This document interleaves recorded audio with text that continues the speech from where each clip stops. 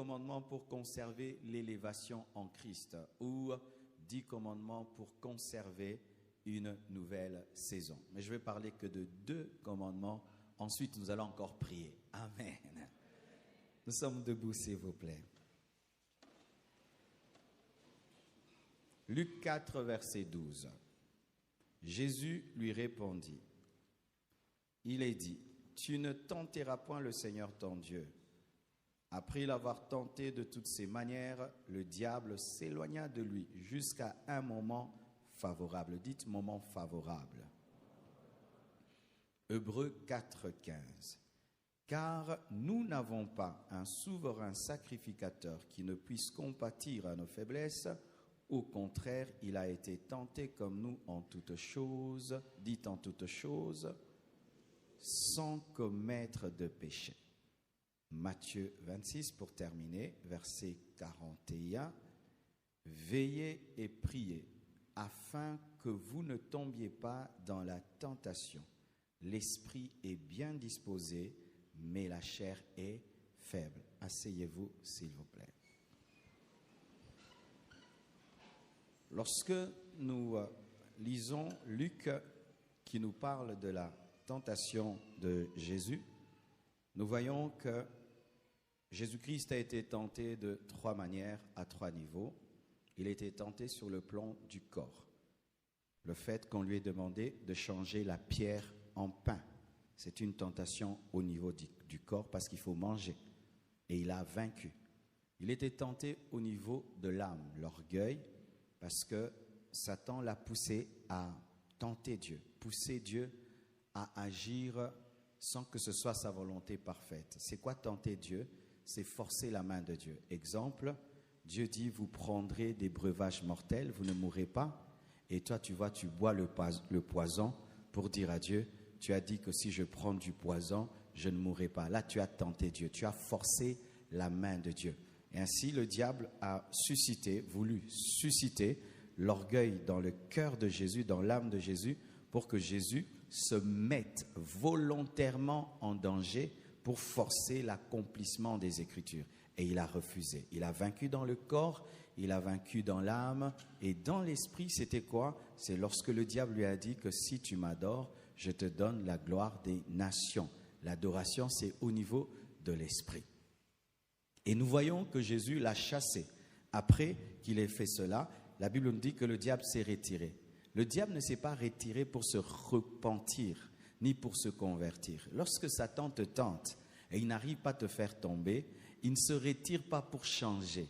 C'est pour attendre la meilleure occasion pour te faire tomber. Amen. Parce que le diable ne peut naître de nouveau pour changer. Alors la Bible nous dit qu'il s'est retiré pour une occasion favorable. Il attendait une occasion favorable. Mais lorsque nous lisons Hébreux, on nous dit que Jésus-Christ peut compatir à nos faiblesses parce qu'il a été lui-même tenté en toutes choses. Vous devez savoir que Jésus a été tenté en toutes choses. Toute chose, c'est vraiment toute chose. Amen. Certains pensent que la seule tentation de Jésus, c'était dans le désert. Non. Même dans la vie de Jésus de tous les jours, il était tenté en toutes choses, donc tous les péchés. Jésus était tenté. Mais il y a une différence entre la tentation de Jésus et la nôtre, c'est que nos tentations sont extérieures et intérieures, mais toutes les tentations de Jésus étaient extérieures. Pourquoi je dis cela? Parce que nous sommes tentés à l'intérieur parce que nous sommes mauvais. Nous avons la mauvaise nature déchue. Mais Jésus n'a pas la mauvaise nature déchue, ce qui fait que lui, toutes les tentations, c'était le diable et les hommes. Mais nous, nos tentations, c'est notre chair, notre convoitise, notre mauvaise nature, les hommes, les démons, le diable, les sorciers. Mais Jésus, lui, tout était extérieur. Et la Bible nous dit qu'il n'a jamais péché. Dit, Jésus n'a jamais péché. Il y a des fous qui ont fait un film sur Jésus et ils ont dit que Jésus était homosexuel. Ça, c'est vraiment la folie. Hein? Amen. Hein? Mais vraiment, chaque fois que je vois des hommes faire de telles choses et ils ne meurent pas, Dieu ne les brûle pas. Dieu est bon. Hein? Amen. Hein? Moi, si j'étais Dieu, vraiment, Maba Penza Asuki. Et Dieu les laisse. Mais Jésus n'a jamais péché. Tu le crois?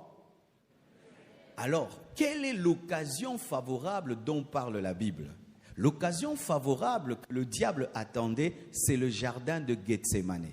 Beaucoup de gens, lorsqu'ils parlent du jardin de Gethsémane, ils pensent que ce n'est qu'un moment de prière. Non, c'est le plus haut niveau de la tentation de Jésus, pour ceux qui ne savent pas. C'est à Gethsémane que Jésus a été le plus tenté, plus que même dans le désert. Je veux vous le prouver. Regardez. Jésus, est-ce que dans le désert, il a prié jusqu'à ce que sa transpiration devienne du sang? Non. Est-ce que Jésus-Christ, dans le désert, il a agonisé? Non. C'est seulement à Gethsémane qu'il a agonisé. Et je vous assure, le diable était aussi à Gethsémane et sa tentation était plus forte. Pourquoi je dis cela? Jésus, lorsqu'il se tient devant le Père, il a prié plusieurs fois, il a dit que cette coupe s'éloigne de moi. Non point ma volonté, mais que ta volonté soit faite. Beaucoup de gens supposent et pensent que Jésus-Christ a agonisé au point où sa transpiration est devenue du sang parce qu'il avait peur du fouet, de la couronne d'épines et des clous. Non. L'agonie de Jésus n'est pas provenue de la peur de la souffrance. C'est venu d'une autre peur. C'était la peur de la séparation d'avec Dieu. Jésus, depuis l'éternité, n'a jamais été séparé avec Dieu, même pendant une seule seconde.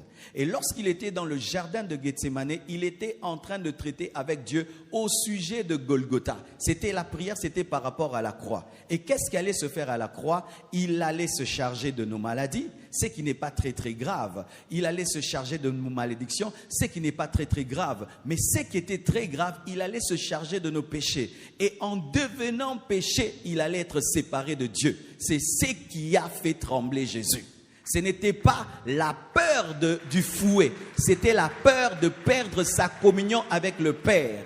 Mais à Gethsémane, la volonté parfaite de Dieu n'était plus que Jésus soit en communion avec lui, mais il devait être séparé afin de faire place. Car il faut que le fils de la maison soit décollé pour que les enfants adoptifs soient collés. Il fallait que Dieu, pendant un temps, perde son fils unique afin qu'il ait une famille. Pendant un temps, il fallait que Jésus soit traité comme un pécheur alors qu'il n'a jamais péché. C'est ce qui a été sa tentation. Quelle était la tentation de Jésus à Gethsémane? C'était de demeurer dans la volonté de Dieu alors que Dieu ne veut plus qu'il soit dans sa volonté. C'était de demeurer en communion avec Dieu alors que Dieu ne voulait plus qu'il soit en communion avec lui.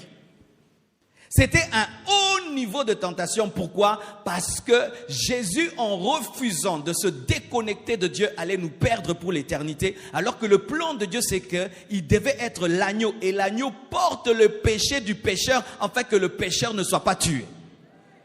C'est pourquoi il a agonisé. Pourquoi? Il voyait comment il allait être sans le Père. Imagine, frère, si tu vis dans la sainteté, on te dit de porter le péché de quelqu'un d'autre. Tu vas refuser. Mais Jésus n'a pas seulement vécu. Jésus est la sainteté. Mais il devait accepter de devenir le péché afin que la justice de Dieu soit manifestée en toi. Et c'est là que le diable est venu. C'était l'occasion favorable. Mais comment Jésus a vaincu le diable? Comment il a vaincu? Il a fait deux choses. Il a veillé, il a prié. Si tu veux conserver la nouvelle saison, si tu veux conserver l'élévation, si tu veux conserver la bénédiction, si tu veux conserver l'onction, si tu veux conserver les dons spirituels, si tu veux conserver les miracles, si tu veux conserver ton ministère, tu veux conserver ton foyer, tu veux conserver tes enfants, tu veux conserver les promesses de Dieu, tu dois veiller et prier, prier, veiller, veiller, prier, prier, veiller, veiller, prier, prier, veiller, veiller, prier. Quiconque refuse cela fera un crash. Regardez, lorsqu'on entre dans l'avion, la première chose que l'avion fait, l'avion chauffe le moteur. Et après avoir chauffé, l'avion prend une grande vitesse pour décoller. Et quand l'avion commence à décoller, l'avion bouge. Et tout d'un coup, il y a maintenant une vitesse de croisière. L'avion se stabilise. Les gens commencent à se promener. Ils commencent à manger. Ils commencent à regarder des films, à dormir. Et là maintenant, on est posé et on n'attend qu'une seule chose, atterrir au lieu précis. Mais si l'avion atterrit en dehors du lieu précis, soit c'est un crash, soit c'est un détournement. Et si aussi tu quittes la foi, tu abandonnes Jésus et tu n'es pas entré dans l'éternité, tu as connu un crash spirituel. Qu'est-ce qui peut te permettre de commencer ta vie chrétienne et de mourir en Christ et d'être enlevé en Christ? C'est la prière et veiller. Veiller, prier. Prier, veiller. Veiller et prier afin de ne pas tomber. Celui qui ne veut pas tomber doit être un homme de prière, doit être un homme qui veille. Et c'est quoi veiller, mes frères? Veiller, c'est veiller. Veiller, c'est quoi? C'est veiller. Souvent, nous aimons toujours interpréter spirituellement les Écritures. Mais avant d'entrer dans le sens de veiller, j'aimerais interpréter sur le plan littéral veiller. Veiller, c'est veiller. Pourquoi? Parce que Jésus a dit, vous dormez. Et il ne dormait pas spirituellement, il dormait physiquement. Donc, il faut veiller physiquement pour ne pas tomber dans la tentation. Dis-moi, pasteur, comment? Comment tu fais pour charger ton téléphone toute la nuit? Pourquoi chargez-vous vos téléphones toute la nuit alors qu'on ne vous appelle pas la nuit? C'est parce que vous vous préparez aux appels du jour. Pareil aussi, tu dois te préparer à la tentation du jour la nuit. De la même manière, vous chargez vos téléphones toute la nuit, vous devez charger vos esprits toute la nuit. Pourquoi tu pries toute la nuit? Parce que le matin, il y a des tentations. Parce que le matin, il y a des tentations. Il a veillé toute la nuit et le matin, il y avait la croix. Quand tu sais qu'il y aura la croix toute la nuit, veille. Et quand la croix viendra, tu seras prêt à accepter de boire la coupe. Ton problème, c'est que tu es l'obate devant la tentation. Mais si tu t'étais chargé toute la nuit, Seigneur, demain j'irai au travail. Mais ce patron, il me dérange. Ce patron, il me dérange. Mais toute la nuit, Seigneur, qu'il ne me voie pas. Seigneur, qu'il ne me dérange pas. Et s'il me dérange, donne-moi la force de lui dire non. Père, que ta puissance remplisse mon esprit. Donne-moi la capacité que mon nom soit non. Que mon nom soit non. Je détruis, j'anéantis tout esprit d'adultère en lui. Qu'il voie sa femme, qu'il ne me voie plus. Au nom de Jésus-Christ, de 0h à 4h. De 0h à 4h. De 0h à 4h. Et puis tu vois au travail, quand il te voit, il voit un ange.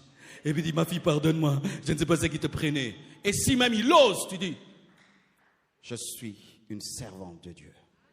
Ne me parle plus ainsi. Tu pars, il commence à pleurer. Oh, cela est possible.